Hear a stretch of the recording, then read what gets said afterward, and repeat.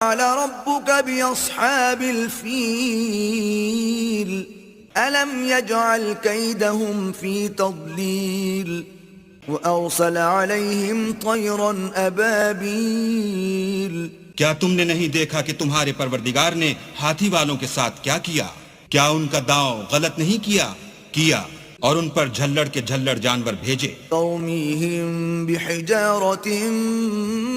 من سجيل فجعلهم كعصف مأكول جو ان پر کنکر کی پتھریاں پھینکتے تھے تو ان کو ایسا کر دیا جیسے کھایا ہوا بھس